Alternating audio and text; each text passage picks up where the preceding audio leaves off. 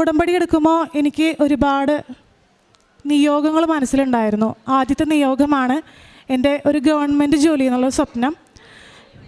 ഞാൻ ആ സമയത്ത് പ്രൈവറ്റ് ജോലികൾ ചെയ്തുകൊണ്ടിരിക്കുകയായിരുന്നു. 2013 സിവിൽ എഞ്ചിനീയറിംഗ് ഡിപ്ലോമ പാസ് ഔട്ടായ ഒരു വ്യക്തിയാണ് ഞാൻ. 2013 തന്നെ എൻ്റെ വിവാഹം കഴിഞ്ഞു. അതിനുശേഷം ഒരു കുഞ്ഞുണ്ടായി. ഭർത്താവ് ഗൾഫിലായിരുന്നു. അതിനുശേഷം പ്രൈവറ്റ് ജോലികളിൽ നിന്ന് 2-3 ജോലികൾ ചെയ്തു. അതിനിടയിൽ ഭർത്താവ് ഗൾഫിൽ നിന്ന് വന്നു. ഭർത്താവിനും ജോലിയില്ലാത്ത അവസ്ഥ. രണ്ടാമത് ഞാൻ പ്രഗ്നൻ്റ് ആയി. അപ്പോൾ ആ പ്രഗ്നൻസി എനിക്ക് ബെഡ് റെസ്റ്റ് ആയതുകൊണ്ട് എൻ്റെ പ്രൈവറ്റ് ജോലി പോവുകയും ചെയ്തു. അപ്പോൾ രണ്ടുപേരും ജോലിയില്ലാതിരിക്കുന്ന, വരുമാനമില്ലാത്ത അവസ്ഥയിലാണ്.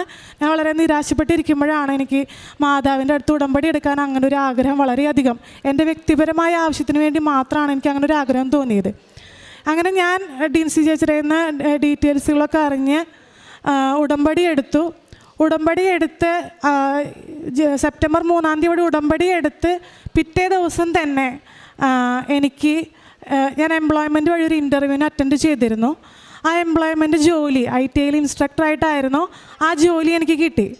അതുമൂലം എനിക്കുണ്ടാവുന്നത് എന്താ ഗുണമെന്ന് വെച്ച് കഴിഞ്ഞാൽ, ശമ്പളത്തോടൊപ്പം 1 വർഷത്തെ സർവീസും കൂടി എൻ്റെ ഗവൺമെൻറ് ജീവിതത്തിൻ്റെ കരിയറിൽ കൂടും. അങ്ങനെ എൻ്റെ ആ നിയോഗത്തിനേക്കാൾ ഉപരിയായി മാതാവ് എൻ്റെ അവസ്ഥ കണ്ടറിഞ്ഞിട്ട് എനിക്കൊരു ജോലി തന്നെ അനുഗ്രഹിച്ചു. ഞാൻ എൻ്റെ ഗവൺമെൻറ് ജോലി, സ്ഥിര ജോലിക്ക് വേണ്ടിയിട്ടാണ് ഞാൻ മാതാവിൻ്റെ അടുത്ത് ആദ്യത്തെ നിയോഗം വെച്ചിരുന്നത്. ആദ്യം തന്നെ എനിക്ക് എംപ്ലോയ്മെൻറ്റ് ജോലി തന്ന മാധവൻ അനുഗ്രഹിച്ചു. 2021 ഞങ്ങളുടെ റാങ്ക് ലിസ്റ്റ് വരുന്നത്. ഞാൻ 3 ഡിപ്പാർട്ട്മെൻറ്റിന് വേണ്ടിയിട്ടുള്ള ഒറ്റൊരു റാങ്ക് ലിസ്റ്റായിരുന്നു. PWD, ഇറിഗേഷൻ, ഹാർബർ എഞ്ചിനീയറിംഗ് ഡിപ്പാർട്ട്മെൻറ്റിലേക്കുള്ള ഒറ്റൊരു റാങ്ക് ലിസ്റ്റായിരുന്നു. എൻ്റെ റാങ്ക് 1000-ന് മുകളിലാണ്. അപ്പോൾ ഞാൻ എന്നാലും എൻ്റെ വിശ്വാസം കൊണ്ട് മാതാവിനോട് പ്രാർത്ഥിച്ചു. ഉടമ്പടിയിൽ ഉറച്ചു വിശ്വസിച്ച് പ്രാർത്ഥിച്ചു, എനിക്ക് ജോലി മാതാവ് തരും. റൊട്ടേഷൻ ചാർട്ട് പ്രകാരം 33-ാമത്തെ കാൻഡിഡേറ്റാണ് ഞാൻ. അങ്ങനെ ഈ പ്രോസസ്സിങ്ങളൊക്കെ നടന്നുകൊണ്ടിരിക്കുന്ന സമയത്ത് കഴിഞ്ഞ കൊല്ലം 2023 ഡിസംബർ 22-ാം തീയതി എനിക്ക് അഡ്വൈസ് മെമ്മോ ലഭിച്ചു. അപ്പോൾ ഞാൻ ആശ്വസിച്ചു, എനിക്ക് ജോലി ഏതാണ്ട് ഉറപ്പായെന്ന് വിചാരിച്ചു. ആ ഇടയിൽ എൻ്റെ കുറച്ചൊക്കെ ഉടമ്പടികളിൽ എൻ്റെ ഭാഗത്തുനിന്ന് കുറച്ച് കുറവുകളൊക്കെ വന്നു. പിറ്റേ ഒരു ഫെബ്രുവരി 6-ാം തീയതി ആയപ്പോൾ, ഈ വർഷം 2024 ഫെബ്രുവരി 6-ാം തീയതി ആയപ്പോൾ ഞങ്ങളുടെ റാങ്ക് ലിസ്റ്റിനെതിരെ ITIക്കാർ കൊടുത്തിരുന്ന ഒരു കേസ് ഉണ്ടായിരുന്നു. ആ കേസിൽ അവർക്ക് അനുകൂലമായിട്ടൊരു വിധി വന്നു.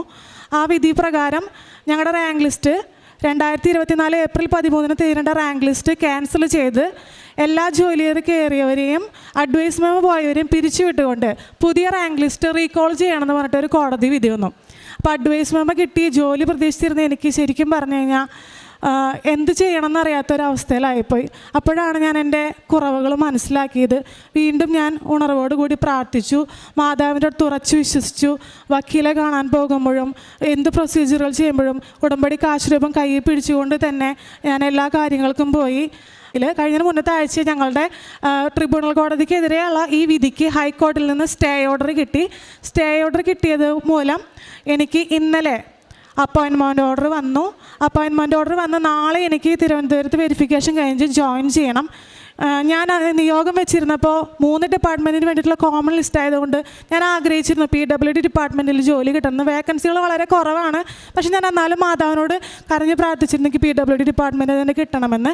ഞാൻ എൻ്റെ റാങ്ക് ലിസ്റ്റ് ഉടമ്പടിയോടൊപ്പം തന്നെ പ്രിൻ്റ് എടുത്ത് എൻ്റെ പേര് ഉൾപ്പെടെ വരെയുള്ള 10-30 പേജ് ഞാൻ പ്രിൻ്റ് എടുത്ത് ഉടമ്പടിയോടൊപ്പം വെച്ചിട്ടാണ് എന്നും പ്രാർത്ഥിക്കാറ്.